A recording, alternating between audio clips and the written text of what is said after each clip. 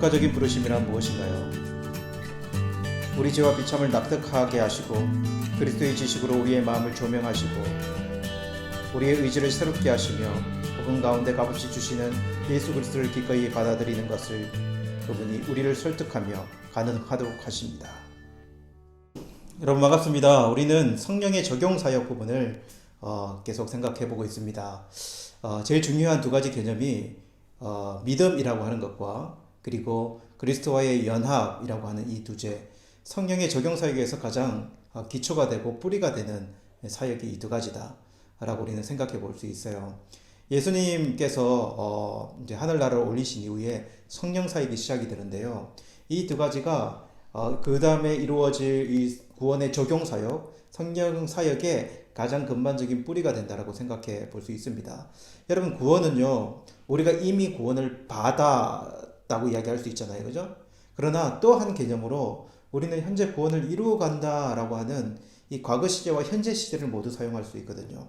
이것은 나중에 우리가 성령의 적용 사역을 살펴볼 때 칭의와 성화를 살필 때에 나올 수 있는 중요한 주제입니다. 그때 우리가 좀 더 깊게 살피게 될 거고요. 여기서 오늘 주제로 조금 이어서 나가보면 오늘 주제는 효과적인 부르심이라고 하는 주제입니다. 그러니까 효력 있는 부르심이라고도 이야기할 수 있을 것입니다. 루이스 벌콥이라고 하는 한 조직신학자가 했던 이 말을 여러분에게 좀 읽어드리고 싶습니다. 일반적으로 부르심을 말할 때는 하나님께서 죄인에게 그리스도 예수 안에서 베푸시는 구원을 받으라고 권하시는 자비로운 행위를 말하는데, 이 부르심은 두 가지의 모습으로 나오는데 외적일 수도 있고 내적일 수도 있다, 이렇게 말을 합니다. 효력 있는 부르심을 구분하는데 외적인 부르심과 내적인 부르심으로 구분합니다. 여러분, 외적인 부르심은 어떤 부르심일까요? 이렇게 생각해 보시면 됩니다. 예수님께서 따르는 사람들이 있었고 예수님께서 자신에게 모여드는 많은 사람들에게 복음을 선포하죠. 그죠? 이것은 그들에게 겉으로 보이게 선포하는 것이기 때문에 외적인 선포 아닙니까? 그죠? 근데 두 부류가 나올 수 있어요. 그 부르심에 응답하는 사람, 예수님의 말을 듣고 응답하는 사람과 예수님의 말씀을 듣고도 따르지 않는 사람. 그러니까 외적인 부르심의 특징은 불특정 다수에게 이루어지는 것인데, 그러나 거기에 순응할 수도 있고 순응하지 않을 수도 있다라는 생각이 드는 거예요. 그래서 이 외적인 부르심은 효과적인 부르심 안에 들어올 수 있지만 모두가 효과적인 부르심의 대상은 아니다, 이렇게 생각해 볼 수 있어요. 근데 내적인 부르심은 어떤 부르심이냐면요, 선택된 자들에게 성령께서 특별히 효과적으로 그들 안에서 부르시는 부르심이에요.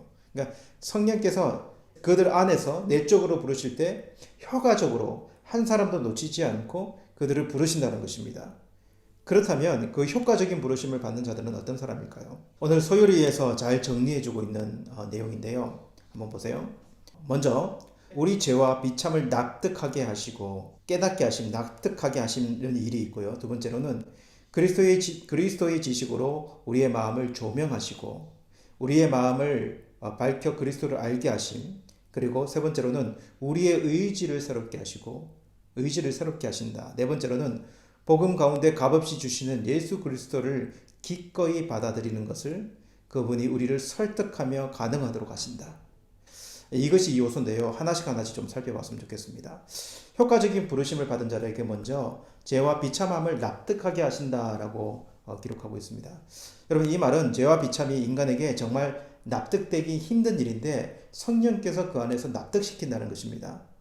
여러분, 사람들에게 너 죄인이다, 너는 비참한 상태야, 여러분 이렇게 말하면 쉽게 받아들일 사람이 어디에 있겠습니까? 내가 무슨 죄를 지었고 내가 무슨 비참한 상태야, 난 괜찮아, 나는 잘 살고 있어, 나는 의로워, 이렇게 사람들이 오히려 강조하지 않겠습니까? 그리고 자신들이 가지고 있는 지식, 재산, 그것으로 인해서 자신이 얼마나 행복한지를 자랑하려고 할 것입니다. 특별한 일이 없는 한 평생 그렇게 사람들은 자신이 죄라고 이인이라고 인정하지 않고 그렇게 살아갈 것이라는 거죠.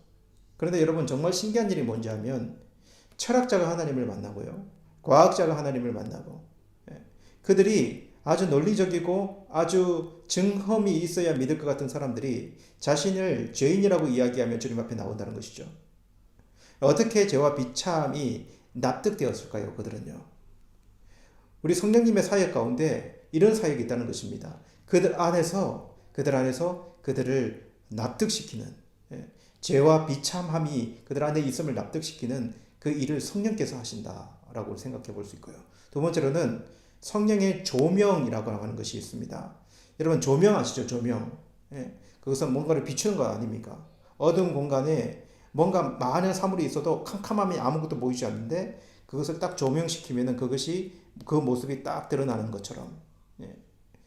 바울의 기도 가운데 이런 기도가 있습니다. 에베소서 1장 17에서 18절 말씀해 보면 우리 주 예수 그리스도의 하나님 영광의 아버지께서 지혜와 계시의 영을 너희에게 주사 하나님을 알게 하시고 너희의 마음 눈을 밝히사 그의 부르심의 소망이 무엇이며 성도 안에서 그 기업의 영광이 풍성함이 무엇이며 너희의 마음 눈을 밝히사 누구의 사역 같습니까 여러분?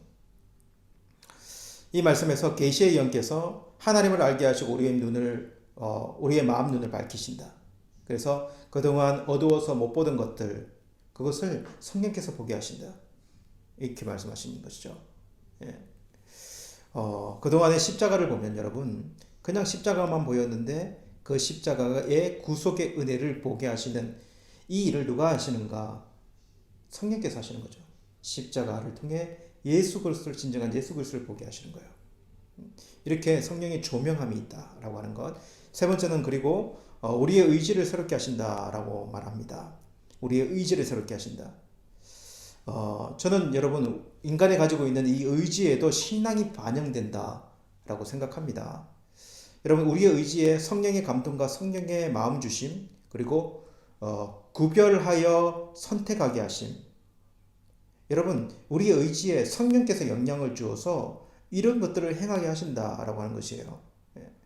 예전에 여러분 예수 믿기 전에 쉽게 유혹되었던 것들 성령께서 우리 안에 들어오시면요 우리를 정결케 하는 마음을 주시면 우리의 의지를 들여서 그것을 끊어버릴 수도 있습니다.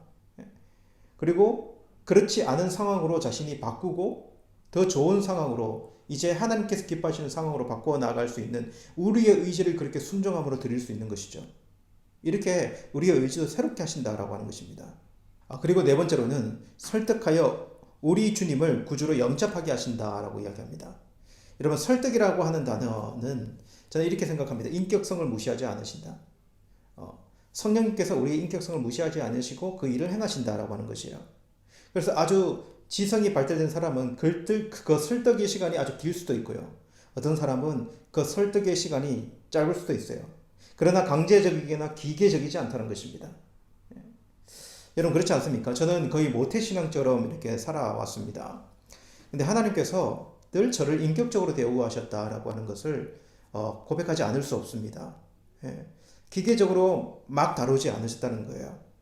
제가 자라갈수록 하나님은 저에 맞도록 신앙적으로 설득하셨고 그리고 제 입술에서 하나님을 고백할 수밖에 없는 그런 일들을 하나님께서 만드셨고 이끌어 주셨다.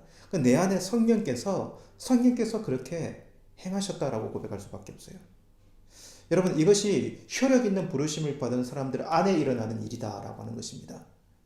하나님은 그렇게 선택한 효력 있게 부름을 받은 그렇게 선택한 자들을 하나님은 모두에게 이런 일들을 일어나게 하신다라고 하는 것을 우리는 이 아침에 생각해 볼 수 있어요. 여러분 마무리하겠습니다. 우리는 하나님의 효력 있는 부르심의 내용을 살펴보았습니다. 성령께서 어떻게 우리 안에 역사하시는지를 우리는 살펴보았습니다. 그렇죠? 생각해 보면서 오늘 이 말씀 좀 기억했으면 좋겠는데요. 고린도전서 1장 23절에 24절 말씀입니다. 우리는 십자가에 못 박힌 그리스도를 전하니 유대에게는 꺼리는 것이요 이방인에는 미련한 것이로되 오직 부르심을 받은 자들에게는 유대인이나 헬라이나 그리스도는 하나님의 능력이요 하나님의 지혜니라. 오직 부르심을 받은 자들에게는. 여러분 내적인 부르심을 받은 자들 생각해 볼 수 있습니다. 그들에게는요 우리 예수님은 하나님의 능력이 되고요 하나님의 지혜가 돼요. 우리 예수님이 우리에게 하나님의 능력이다 하나님의 지혜이다 이렇게 고백할 수 있는 자들이 된다는 것이죠. 우리는 그런 자들이라는 사실을 여러분 기억했으면 좋겠어요. 우리는 그 은혜의 메인 자들이 됩니다. 우리가 선택하신 것이 아니라 하나님이 우리를 부르셔서 예수 그리스도의 그 은혜의 그 십자가 아래에 메인 자 되게 하셨고 성령께서 그런 우리들에게 이 구원 사역을 우리 안에서 이루어 가신다 라고 하는 이 사실을 고백하는 저와 여러분 되었으면 좋겠습니다. 오늘 아침에는 좀 이 찬양 묵상하시면서 주님 앞에 나갔으면 좋겠는데요. 나의 부르심이라고 하는 찬양입니다. 이 찬양의 가사를 깊이 생각하시면서 그리고 묵상하고 기도하면서 주님 앞에 나아가기를 원합니다. 기도하시겠습니다. 나의 영원한 소망 예수님의 영상을 담는 것 나의 목적 나의 높은 부르심 세상을 뒤로하고 주 위에 사는 것 덮으소서 주 거룩한 품에 품으소서 이곳이나 속한 곳도 예수 이끄소서 주 얼굴 보기 위해 은밀한 곳으로 내가 나갑니다. 나의 부르심 나의 영원한 소망 예수님의 형상을 담는 것 나의 목적 나의 높은 부르심 세상을 뒤로하고 주 위에 사는 것 덮으소서 주 거룩한 품에 품으소서 이곳이나 속한 곳도 예수 이끄소서 주 얼굴 보기 위해 은밀한 곳으로 내가 나갑니다. 덮으소서 주 거룩한 품에 품으소서 이곳이나 속한 곳로 예수 이끄소서 주 얼굴 보기 위해 은밀한 곳으로 내가 나갑니다. 덮으소서 주 거룩한 품에 품으소서 이곳이나 속한 곳도 예수 이끄소서 주 얼굴 보기 위해 은밀한 곳으로 내가 나갑니다. 덮으소서 주 거룩한 품에 품으소서 이곳이나 속한 곳로 예수 이끄소서 주 얼굴 보기 위해 은밀한 곳으로 내가 나갑니다. 덮으소서 주 거룩한 품에 품으소서 이곳이나 속한 곳로 예수 이끄소서 주 얼굴 보기 위해 은밀한 곳으로 내가 나갑니다.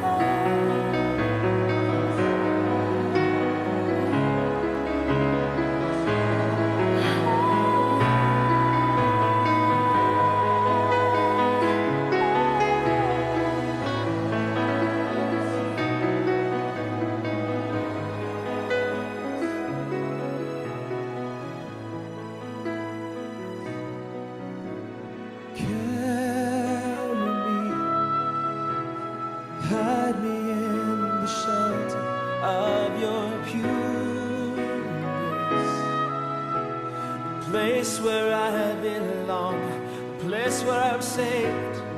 Cover me, Lord, I come to you for shelter, to the secret place where I live to see